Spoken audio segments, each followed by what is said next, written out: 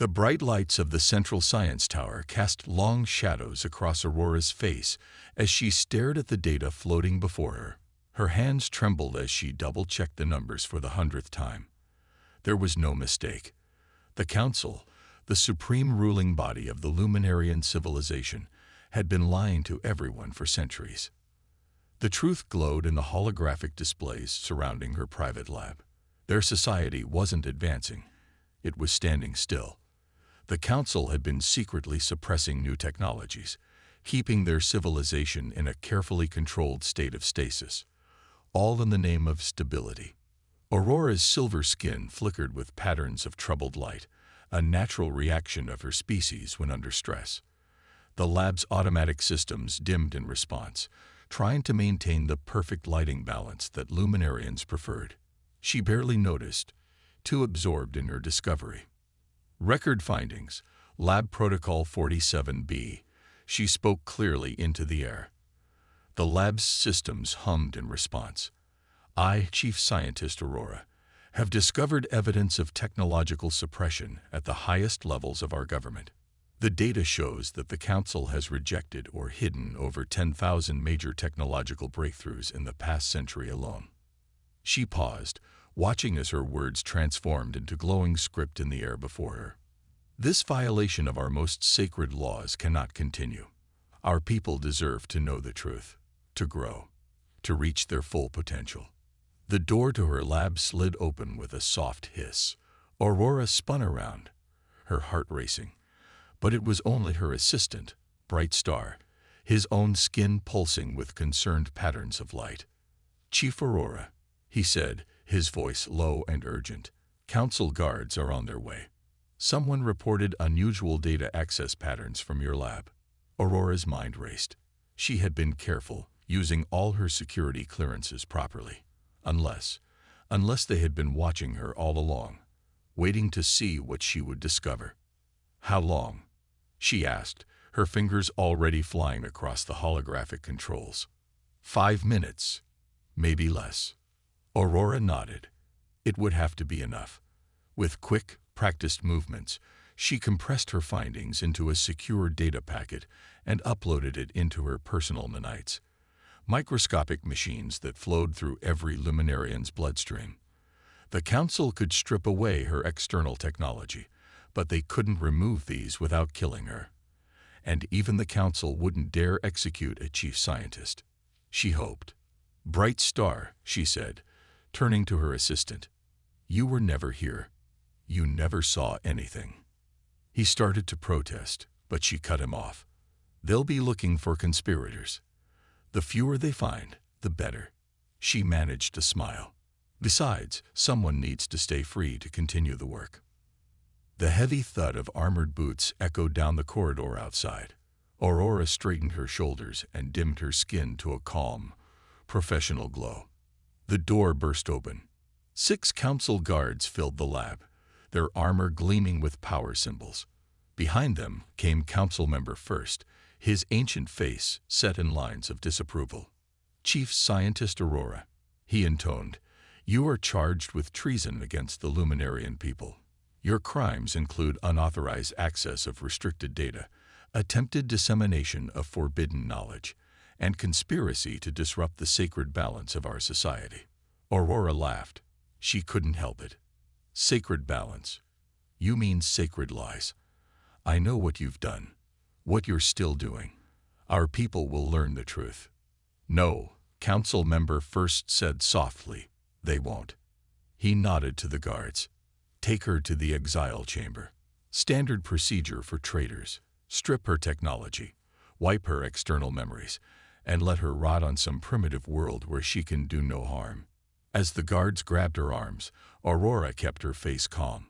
Let them think they'd won. Let them think they were sending her to a fate worse than death. They didn't know about the data hidden in her nanites. They didn't know that she had already prepared for this possibility. They were sending her to a primitive world. Fine. She would show them just how primitive other worlds could be. The Council's carefully maintained house of cards would fall. It would just take a little longer than she had planned. The exile pod screamed through Earth's atmosphere, its outer shell glowing orange with heat. Inside, Aurora fought to stay conscious as warning lights flashed all around her. Something was wrong. The pod's descent was too steep, too fast. Warning: guidance systems failing. The pod's AI announced in its emotionless voice. Impact in 45 seconds. Aurora's fingers danced across the manual controls, but nothing responded. The Council hadn't just exiled her. They'd sabotaged her pod. They really did want her dead. Through the pod's small window, she could see mountains rising up to meet her. Jagged peaks covered in snow pierced the clouds below. At least there weren't any cities nearby. No innocent humans would die because of her crash. Impact in 30 seconds. Aurora closed her eyes and activated her nanites. The microscopic machines in her bloodstream were her last defense. They spread throughout her body, reinforcing her bones, strengthening her muscles, preparing for impact. She'd survive this. She had to. Impact in 10 seconds. She grabbed the safety harness with both hands and braced herself. 5. The mountains filled her entire view now. 4. A small village appeared in the valley below. 3. Aurora's silver skin glowed bright with fear. 2. She whispered a prayer to the stars. 1. The world exploded. The pod hit the mountainside at an angle, bouncing off the rocky surface with a sound like thunder. It tumbled down the slope, leaving a trail of broken metal and sparks.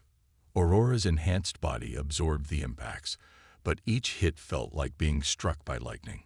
Finally, the pod crashed into a grove of trees and stopped. Steam hissed from its broken shell. The door had been torn away, letting in the cold mountain air. Snow began to drift inside. Aurora hung upside down in her harness, barely conscious. Her whole body hurt, but her nanites reported no major injuries. She was alive. Somehow, she was alive. A sound made her open her eyes. Voices, human voices. Through the broken door, she could see people approaching.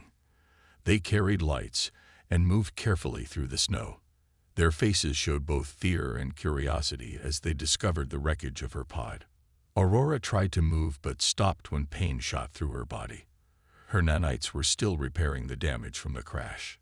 She needed time to heal. An old woman's face appeared in the doorway. She wore thick winter clothes and carried a lantern. When she saw Aurora hanging there, her eyes went wide. Aurora knew what the woman was seeing. A silver-skinned being that glowed with its own light, trapped in the wreckage of something that had fallen from the sky. To these people, with their level of technology, she must look like something from their myths. The old woman turned and called out to the others in a language Aurora didn't understand. More faces appeared at the pod's entrance, young and old, all staring at her with a mixture of awe and fear. A young man stepped forward with a knife, reaching for her harness. Aurora remained still, letting him cut her free. Strong hands caught her as she fell, laying her gently in the snow. The cold didn't bother her. Luminarians were adapted to extreme temperatures, but she pretended to shiver, trying to appear more vulnerable. These humans would either help her or fear her. Right now, she needed their help. The old woman took off her thick outer coat and wrapped it around Aurora's shoulders. She spoke again, her voice kind despite the strange words. 2 men stepped forward to help Aurora stand. As they guided her toward their village, Aurora looked back at her ruined pod. The Council had meant this crash to kill her. Instead, it had given her exactly what she needed. A group of humans who saw her arrival as something miraculous rather than threatening. Sometimes, she thought, failure could be the greatest success of all. The village elders gathered in the largest house, sitting in a circle around the fire pit. Aurora sat quietly among them, wrapped in warm blankets, her silver skin casting subtle patterns of light on the wooden walls. 3 days had passed since her crash, and the villagers still couldn't decide what to do with her. The old woman who had first helped her, whose name Aurora had learned was River Stone, sat closest to her. She had been Aurora's main protector since the crash, keeping the more fearful villagers at bay. Now she spoke in rapid words that Aurora's hidden Menites were slowly beginning to decode. She fell from the sky like a star, River Stone said, gesturing at Aurora. And yet she brings no harm. She glows like the moon and heals faster than any human. These are signs. A man with a gray beard shook his head. Signs could mean anything, good or bad. We should send word to the city authorities. Aurora understood enough now to know she had to act. She couldn't let herself be discovered by this world's governments. Not yet. Her nanites had finally finished repairing her body and learning the local language. It was time to speak. I mean no harm, she said carefully in their language, making every head turn toward her. I am here to learn and to help. The silence that followed was deep enough to hear the snow falling outside. Then everyone started talking at once. She speaks. How did she learn our words? It must be magic. River Stone raised her hands for quiet. See, she is blessed with great wisdom. The gods sent her to us. Aurora knew she should deny this, should explain that she was just a scientist from another world. But the memory of the council's betrayal was still fresh. If these people saw her as divine rather than alien, maybe that was safer. For now, a young woman named Skypath brought her a bowl of hot soup. Unlike the others, she showed no fear, only curiosity. Can you teach us? She asked. Do you know things about farming and healing? Aurora smiled, accepting the bowl. Yes, I know many things, and I will share them, if you'll let me stay. The gray-bearded man, Bear Voice was his name, frowned. Knowledge can be dangerous. Our ways have kept us alive in these mountains for generations. And yet your children still go hungry in harsh winters, Aurora said gently. Your sick still die from simple infections. I can show you better ways. Small changes that will make big differences. She demonstrated by lifting her hand toward the fire pit. Her nanites generated a small electromagnetic field, making the flames dance and shift into the shape of growing plants. The villagers gasped. I don't ask you to change everything, Aurora continued, just to let me help where I can. River Stone nodded firmly. She stays. Those who say otherwise can leave the circle. No one moved. Even Bear Voice bowed his head in acceptance. Later that night, as Aurora sat alone by the fire, Skypath brought her more blankets. Will you tell me about where you came from? The young woman asked. About the star world above. Aurora looked into the flames, thinking carefully about her answer. These humans needed truth, but they also needed hope. Maybe there was a way to give them both. I come from a place that lost its way, she said finally. A place that forgot that true power comes from helping others grow, not holding them back. That's why I'm here. To remember that lesson, and to share it. Skypath smiled. Then you are welcome here, Star Woman. We have much to learn from each other. As the young woman left, Aurora touched the hidden data in her nanites. The council had sent her here to be forgotten. Instead, she would help these humans build something unforgettable. And when the council finally discovered what she had done, it would be too late to stop it. The real work was about to begin. 2 months had passed since Aurora's crash landing, and the mountain village had changed. Where there were once simple farming plots, now stretched neat rows of new crops, planted in a special pattern that Aurora had designed. Her nanites had helped her analyze the soil and local plants, showing her exactly what would grow best. This morning, she stood in the central field, teaching a group of young villagers about crop rotation. Her silver skin glowed softly in the early sunlight, casting gentle patterns across the freshly tilled earth.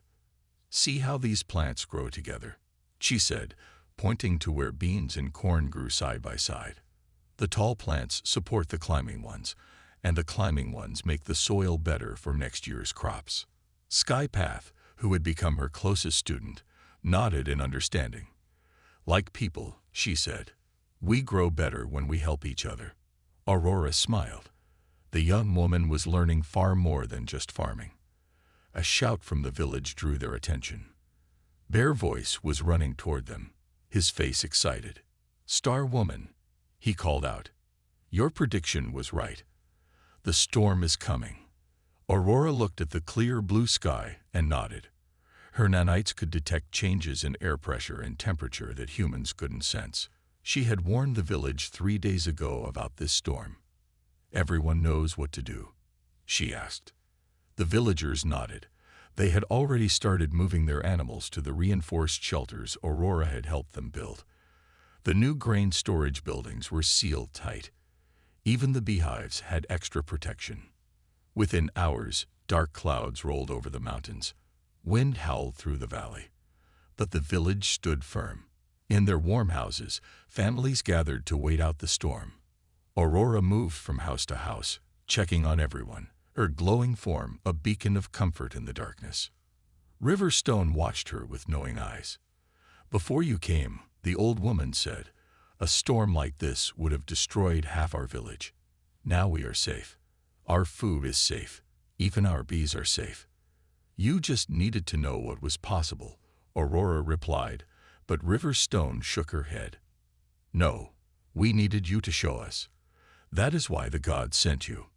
Aurora started to correct her, but stopped. More villagers from nearby settlements had been coming to learn from her. They called her the Mountain Goddess, the Star Woman, the Lightbringer.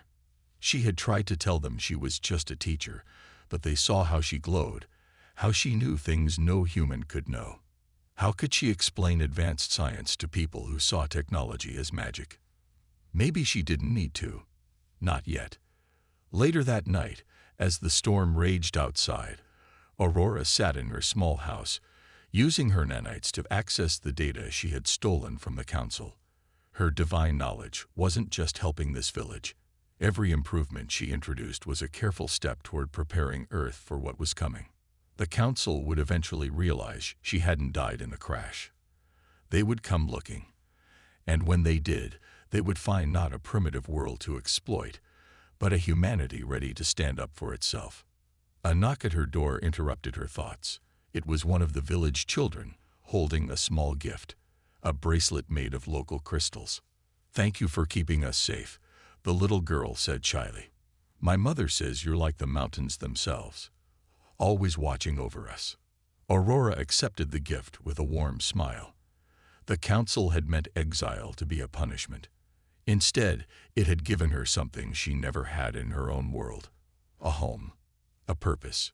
People who trusted her not because of her rank or technology, but because of how she helped them. "Would you like to learn about the stars?" she asked the girl, who nodded eagerly. As they sat together, Aurora pointing out constellations through breaks in the storm clouds, she realized something important.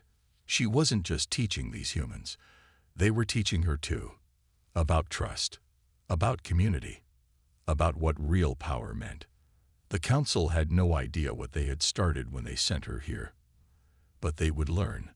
Oh yes, they would learn. The helicopter's blades cut through the mountain air as it circled the village. Aurora watched it from the shadow of a doorway, her skin dimmed to its lowest glow. 6 months had passed since her crash, and her success had finally drawn unwanted attention. "They've been asking questions in all the nearby villages," Skypath said, standing beside her, "about the glowing goddess who brings good harvests and predicts storms." Aurora nodded. She had known this day would come. Word of the village's unusual prosperity had spread too far to ignore. Now the outside world wanted answers. Inside River Stone's house, the village council gathered to meet their visitors. 2 men and a woman in government uniforms sat drinking tea, while a 4th visitor stayed standing. A tall man with watchful eyes and a military bearing. His name tag read Marcus Reed, Research Division. "Our satellite images show remarkable agricultural development in this region," the woman was saying. "Your crop yields have tripled. How is this possible at this altitude?" Their voice gave the practiced answer they had prepared. "We have been blessed by the mountain spirits. They taught us new ways." Marcus Reed's eyes narrowed. "Mountain spirits don't show up on thermal imaging," he said quietly. "But something in your village does, something that glows." Aurora felt her nanites pulse with warning. This man was dangerous, not because he was hostile, but because he was smart. He had already figured out more than the others. The government officials continued their questions, but Reed slipped away from the meeting. Aurora watched through the window as he walked the village paths, studying everything with careful eyes. He paused at the new grain storage buildings, running his hand along the perfectly aligned boards. His fingers found the subtle patterns Aurora had taught the villagers to use, patterns that made the structures stronger than they appeared. "These are load-bearing designs used in spacecraft," he said without turning around. "I worked on similar systems at NASA." Aurora stepped out of the shadows. There was no point hiding from someone who already knew what to look for. "You seem to know a lot about advanced technology." Reed turned to face her, and his eyes widened slightly at her appearance, but he didn't show surprise or fear. "And you seem to know a lot about things no mountain goddess should know. Are you going to tell your superiors what I am?" He studied her for a long moment. "That depends. Are you here to help humanity, or to hurt it?" "If I wanted to hurt humanity, I wouldn't be teaching farming techniques to villagers," Aurora said. "I'd be selling advanced weapons to governments." A smile flickered across Reed's face. "Fair point." He glanced back at Riverstone's house, where the officials were still asking questions. They're worried about foreign spies using advanced technology to influence remote communities. They don't imagine the influence might come from much further away. Aurora's skin rippled with patterns of concern. "And what do you imagine?" "I imagine," Reed said carefully, "that someone with your level of technology could be doing much bigger things than helping mountain villagers. Unless, that's exactly the point. Starting small, building trust, teaching rather than conquering." He paused. "The question is, why?" Before Aurora could answer, shouts erupted from the village entrance. A group of hunters was returning, running at full speed. Behind them, storm clouds were gathering with unnatural speed. Aurora's Nanates screamed with alarm as they detected the energy signatures. She knew those patterns. The council had found her. "It seems," she said to Reed, "that you're about to find out exactly why I'm here." She turned to face the approaching storm, her skin beginning to glow brighter. "The question is, will you help me protect these people, or will you run?" Reed looked at the impossible storm, then at the villagers he'd been sent to investigate. His hand moved to the satellite phone at his belt, and then dropped away. "Tell me what you need," he said. The storm clouds grew darker, and Aurora smiled. The council was coming. But this time, she wasn't alone. The unnatural storm raged over the village. Lightning flashed in impossible patterns, and the wind howled with an almost mechanical sound. Aurora stood at the village center, her silver skin blazing like a beacon, while Marcus Reed worked quickly beside her. "Your people," Reed said as he connected devices from his research kit to Aurora's outstretched hand. "They have some way to track you." "The nanites in my blood," Aurora replied, wincing as another lightning bolt struck nearby. "They give off a unique energy signature. That's how the council found me." Above them, a dark shape began to form in the clouds. It was massive, angular, and definitely not natural. The council's ship was arriving. "Everyone inside," Aurora shouted to the villagers. Riverstone and Bear Voice herded people into the reinforced buildings Aurora had helped design. Now she was glad she'd made them stronger than necessary for mere storms. "Done," Reed announced, stepping back from his work. He had connected his atmospheric monitoring equipment to Aurora's nanites, creating a makeshift detection system. "We'll see them coming now." The air crackled with energy as a beam of light shot down from the ship, and 3 figures materialized in the village square. They wore the gleaming armor of council guards, their faces hidden behind smooth masks. "Exile Aurora," the center figure spoke, its voice artificially deep. "You have violated the terms of your punishment by interfering with primitive world development." Aurora stepped forward, her voice carrying over the wind. "Hello, Council Member First. Still hiding behind your guards?" The center figure stiffened, then reached up and removed its mask, revealing the ancient face Aurora remembered from her trial. "How did you know?" "Because you're too proud to send others to do your important work," Aurora said. "And this is important, isn't it? Because I didn't just survive. I discovered your secret about Earth." Reed watched the exchange, his hand sliding toward the satellite phone he modified with Aurora's help. Everything was recording. Council member First smiled coldly. "You always were too clever. Yes, Earth is special. We've been guiding their development for centuries, keeping them manageable, just like we do with our own people." "You've been holding them back," Aurora corrected, "just like you hold back our world. But humans are different. They don't accept artificial limits. They push boundaries. They help each other grow. They are dangerous," First snapped. "Give them too much knowledge too fast, and they'll bring chaos to the galaxy. Better to guide them slowly, carefully, to make sure they develop correctly." Aurora laughed, the sound echoing off the mountains. "You mean develop into what you want them to be. But look around you. Look what this primitive village accomplished in just 6 months of freedom to grow." She gestured at the strong houses, the thriving fields, the solar collectors disguised as traditional decorations. They didn't need control. They needed knowledge and trust. "And now they need to forget," First said coldly. He raised his hand, revealing a device. "This will erase the memories of everyone in the village. They'll forget you, forget everything you taught them. It's better this way." "No," Aurora said. "It's time for a different way." She sent a signal through her nanites to Reed's equipment. Suddenly, screens lit up in the village square, projecting into the storm. They showed First's words, his confession about controlling Earth, broadcast live across every emergency frequency in the region. First's face twisted with rage. "What have you done?" "Taught them the truth, just like I promised I would." Aurora's skin blazed brighter.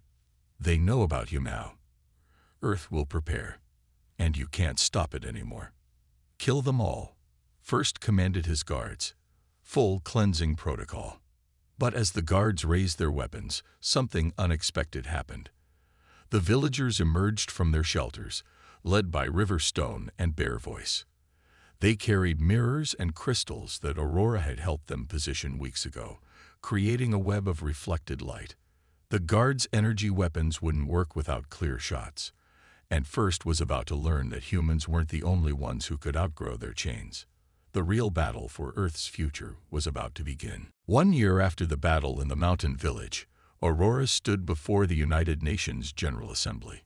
Her silver skin glowed softly as she addressed representatives from every nation on Earth.